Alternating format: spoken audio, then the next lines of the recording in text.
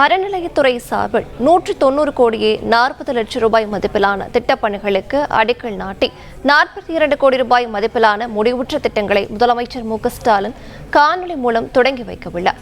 விவரங்களை உடைய செய்தியாளர் ராஜகுமரன் வழங்கிட கேட்கலாம். ராஜகுமரன் வணக்கம். இது தொடர்பான மேலும் விவரங்கள்.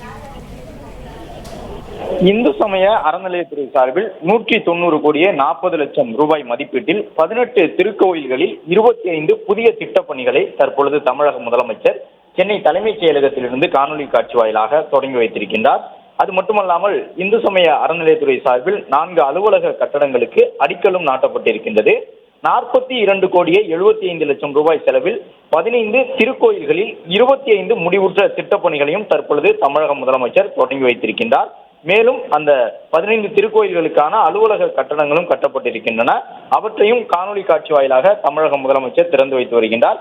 தமிழகத்தில் இந்து சமய அறநிலையத்துறை கட்டுப்பாட்டில் இருக்கக்கூடிய கோயில்களில் கட்டமைப்பை வலுப்படுத்தக்கூடிய வகையில் புதிய அலுவலகங்கள் கட்டப்பட்டு வருகின்றன. அது மட்டுமல்லாமல் இது புதிய அரசு அமைந்த பிறகு பழமையான கோயில்கள் அனைத்தும் புனரமைக்கப்பட்டு வருகின்றன. அந்த அடிப்படையில் தற்பொழுது 18 திருக்கோயில்களில் மேற்கொள்ளப்பட்ட 25 திட்டப்பணிகள் நிறைவடைந்திருக்கக்கூடிய சூழலில் சென்னை தலைமைச் செயலகத்தில் துறையின் அமைச்சர் உள்ளிட்டவர்களோடு இணைந்து தமிழக முதலமைச்சர் காணொலி காட்சி வாயிலாக முடிவுற்ற திட்டப்பணிகளை தொடங்கி வைத்தும் அறநிலையத்துறைக்கான புதிய கட்டடங்களுக்கு அடிக்கல் நாட்டியும் இந்த நிகழ்வில் பங்கேற்றிருக்கின்றார்.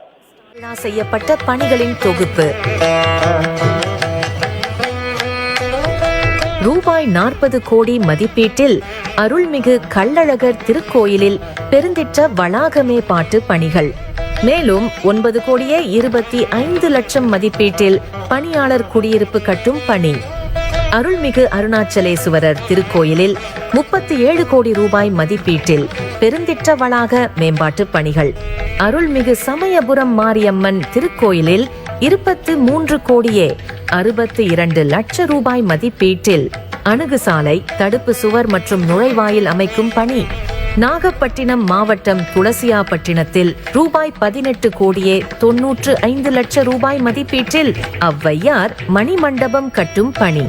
ரூபாய் 11 கோடியே 3 லட்சம் மதிப்பீட்டில் திருவண்ணாமலை வானாபுரம் மாரியம்மன் கோயில் மற்றும் திருப்பூர் கொண்டத்து காளியம்மன் கோயிலில் புதியதாக திருமண மண்டபம் கட்டும் பணி.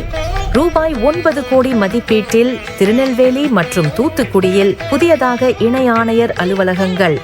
நாகர்கோயில் மற்றும் கிருஷ்ணகிரியில் புதியதாக உதவி ஆணையர் அலுவலகங்கள்.